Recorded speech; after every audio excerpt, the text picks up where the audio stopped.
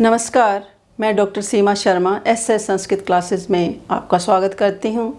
आज हम संप्रदान कारक के अगले सूत्र करते हैं। सबसे पहला सूत्र क्या है? रुच्य अर्थानाम प्रियमाणः।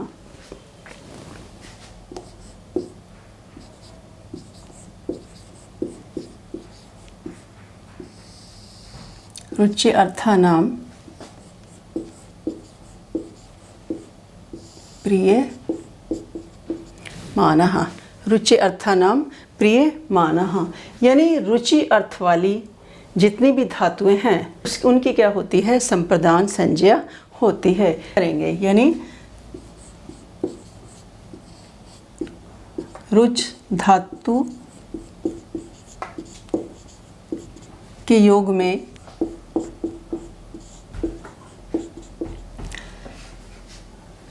जिस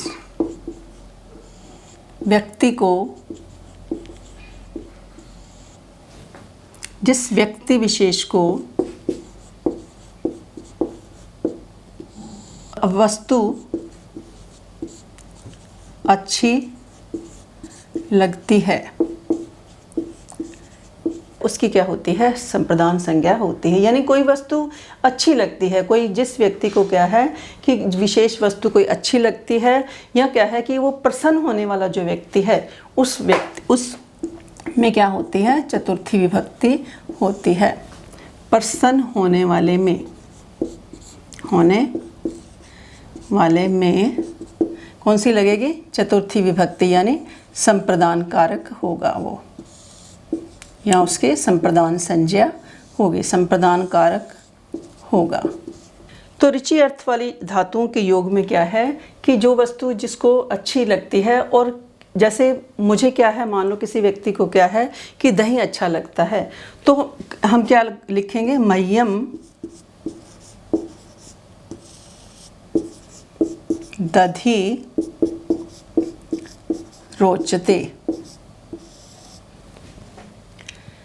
तो यहाँ पर क्या है? मह्यम। मह्यम में क्या है? चतुर्थी विभक्ति है, यानी दही किसे अच्छी लगती है? मुझे।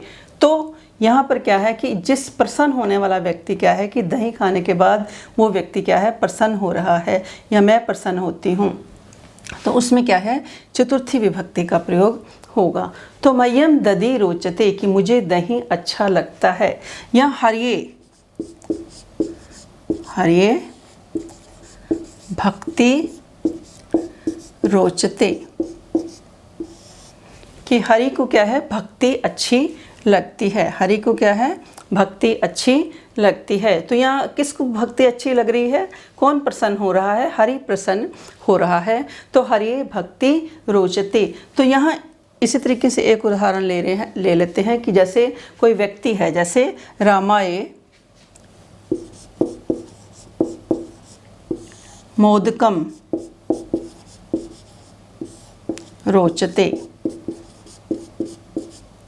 कि राम को क्या है? लड्डू पसंद हैं। तो ये जो हमारे शब्द आ गए, मह्यम आ गया, हरे आ गया और रामाय आ गया, इसकी क्या होगी? पहले रुचि अर्थानाम प्रियमाणा, इस सूत्र से क्या होगी?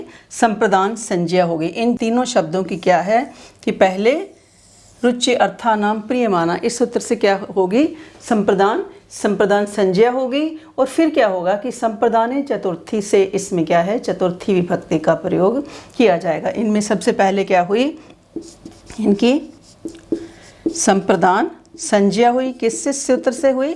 ये जो ऊपर हमने लिखा हुआ है रुचि अर्थानाम प्रियमाणा सूत्र से इसकी संप्रदान संज्ञा हुई। और फिर संप्रदाने चतुर्थी से क्या है? इन सब में चतुर्थी विभक्ति का प्रयोग किया गया। तो ये वाला जो हमारा सूत्र है, इसके भी जो ये सारे वाक्य हैं शुद्ध के लिए क्या है? इम्पॉर्टेंट हैं।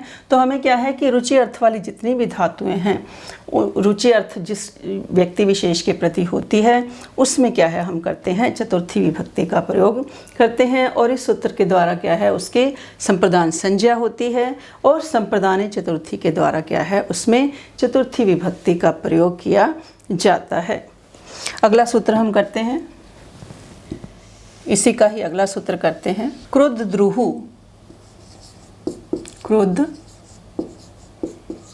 द्रुहु ईर्ष्यः असूये असूये अर्थानाम क्रुद्ध द्रुह ईर्ष्यः असूये अर्थानाम यम प्रतिकोपः। ये भी हमारा इम्पोर्टेंट सूत्र है काफ़ी पेपर के लिए भी। क्रुद्ध द्रुह और ईर्ष्या और असूये, क्रुद्ध द्रुह ईर्ष्या और असूये, ये अर्थ वाली जो धातुएं हैं जिसके प्रति क्रोध किया जाता है, जिससे घृणा की जाती है, जिससे द्वेष किया जाता है, जिससे द्रोह किया जाता है, उसकी क्या होती है, इस सूत्र से पहले क्या होती है, संप्रदान संज्ञा होती है। और संप्रदाने चतुर्थी से क्या है, चतुर्थी विभक्ति का प्रयोग किया जाता है। तो क्रुद्ध द्रुह ईर्ष्या असूये अर्थानाम यम प्रतिकोप है कि क्रुद्ध धातु कि क्रुद्ध द्रुह, क्रुद्ध मैंने क्रोध करना, द्रोह मैंने द्रोह करना, ईर्ष्या ईर्ष धातु ईर्ष्या करना, असूये मैंने भी ईर्ष्या करने पर जिसके प्रति यम प्रतिकोपः, जिसके प्रति क्रोध द्रोह ईर्ष्या असूये आदि किया जाता है। क्रोध क्रोध द्रोह ईर्ष्या या असूये असूये ईर्ष्या की जाती है तो उसकी क्या होती है, संप्रदान संज्ञा होती है। किस सूत्र से होती है, क्रुद्ध द्रुह ईर्ष्या असूये अर्थानाम यम प्रति कोप है। जिस क्रुद्ध द्रुह ईर्ष्या असूये, जिसके प्रति क्या है, क्रोध द्रुह ईर्ष्या या असूये किया जाता है, उसकी क्या होती है, संप्रदान संज्ञा होती है। किस सूत्र से होती है, इस सूत्र से होती है। जैसे सा कृष्णाय, सा कृष्णाय क्रुध्यति। तो यहाँ पर क्रोध किसके ऊपर किया जा रहा है, कृष्ण के ऊपर।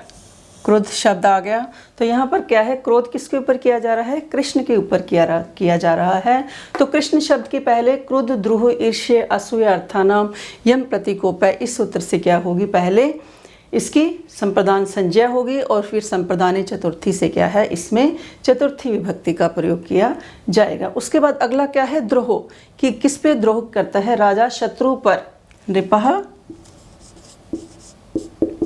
शत्रुवे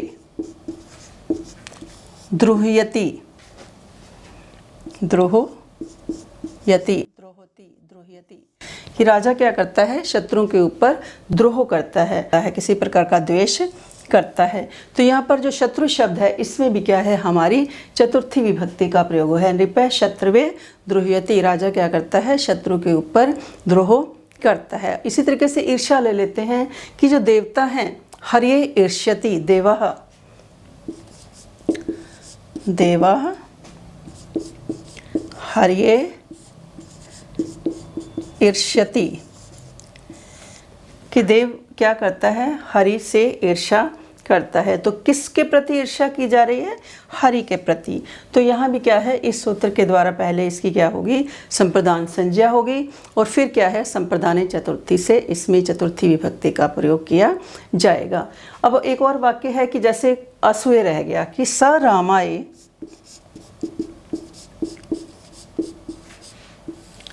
असूयति, कि वो राम से क्या करता है, ईर्ष्या करता है। कि स रामाय असूयति, कि वो क्या करता है, राम से ईर्ष्या करता है, जलन करता है, द्रोह करता है।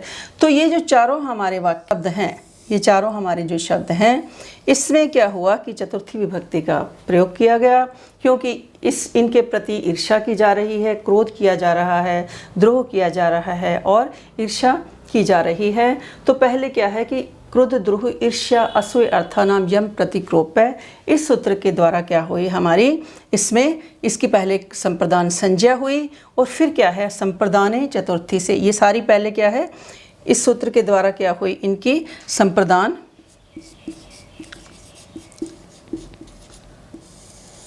संज्ञा हुई और फिर क्या है, संप्रदानी चतुर्थी से इनमें चतुर्थी विभक्ति का प्रयोग किया गया। तो ये भी हमारा पेपर के लिए भी इम्पोर्टेंट है। शुद्ध शुद्ध के रूप में भी किसी भी रूप में आ सकता है, कि जैसे पेपर में आ जाए स कृष्णम क्रोध्यति, कि वह कृष्ण पर क्रोध करता है। तो यहाँ पर कृष्णाय की जगह यदि कृष्णम लिखा हुआ आ जाए तो हमने क्या करना है, उसको ऐसे अंडरलाइन किया हो जाए तो उसकी जगह हमने क्या करना है, यहाँ पर कृष्णाय हमने कर देना है, क्योंकि ये हमारा क्या है, शुद्ध है, और ऊपर वाला हमारा जो शब्द है वो क्या था, अशुद्ध था। उसके प्रति क्रोध, द्रोह, ईर्ष्या या असूया की जाती है, उसकी क्या होती है, संप्रदान संज्ञा होती है, और संप्रदान में हमारी क्या लगती है, चतुर्थी विभक्ति लगती है। तो इसी से ही अब ये क्रोध, द्रोह, ईर्ष्या, असूया अर्थानाम यम प्रतिक्रोप है, इसमें हमारा क्या था कि इन शब्दों के साथ हमारी चतुर्थी विभक्ति लगी थी। परंतु इसी से ही अगला सूत्र क्या कहता है, क्रुद्ध द्रुह उपसृष्ट्यो कर्म, कि यदि क्रुद्ध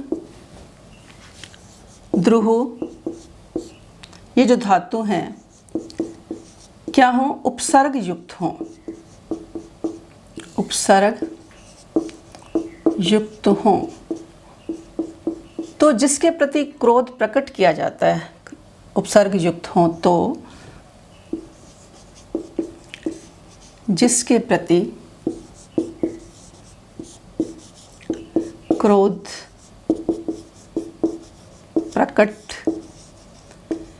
किया जाता है तो उसकी क्या होगी, कर्म संज्ञा होगी। उसकी क्या होगी, इस सूत्र से क्रुद्ध द्रुह उपसृष्ट्यो कर्म, इस सूत्र से क्या होगी, उसकी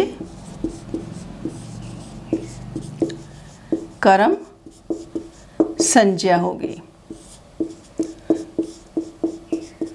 अब जैसे हम वाक्य ले लें कि पहले तो हमने क्या कि इस सूत्र का वाला वाक्य किया कि स रामाय क्रोध्यति, तो यहाँ पे क्या है कि स रामम अभि क्रोध्यति,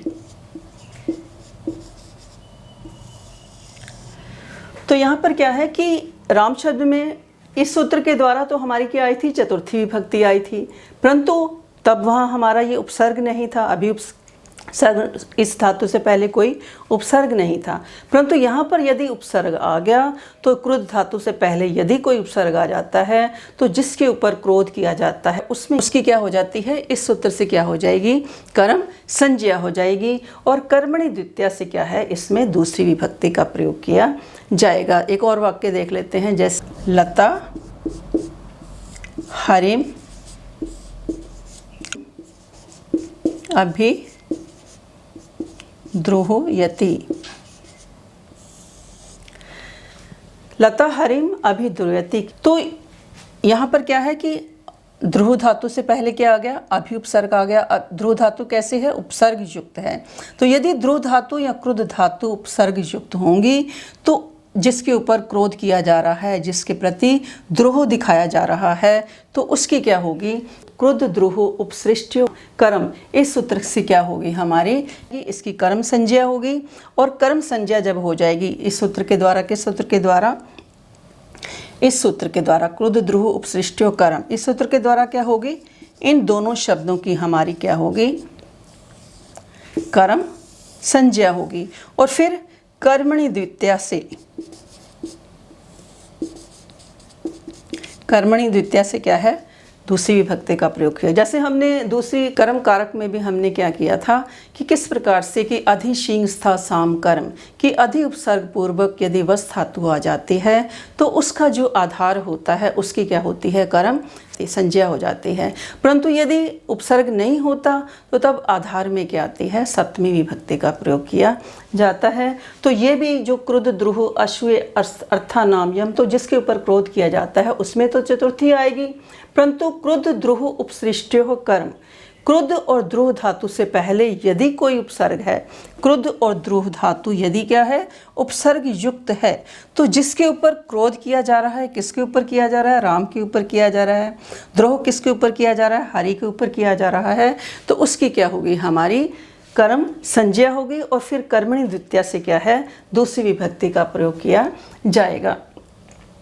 तो आज हमने इससे पहले सूत्र किया रुचि अर्थानाम प्रियमाणा की रुचि अर्थ वाली धातुओं के योग में कौन सी विभक्ति लगती है? चतुर्थी विभक्ति लगती है कि जैसे मह्यम दधि रोचते, मुझे दही अच्छा लगता है। देवदत्ताय मोदकम रोचते।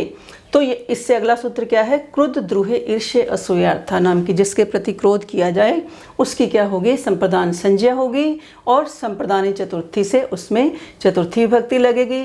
परंतु क्रुद्ध द्रुह उपसृष्टियो कर्म कि क्रुद्ध और द्रुह यदि उपसर्ग युक्त हैं तो उनकी क्या होगी? कर्म शब्दों की क्या है कि रामम और हरि शब्द हैं, जैसे इन शब्दों की इनकी पहले क्या होगी? कर्म संज्ञा होगी और फिर कर्मणि द्वितीया से क्या है? इसमें दूसरी विभक्ति का प्रयोग किया जाएगा। ये सारे सूत्र भी क्या हैं? इंपॉर्टेंट हैं पेपर के लिए। धन्यवाद।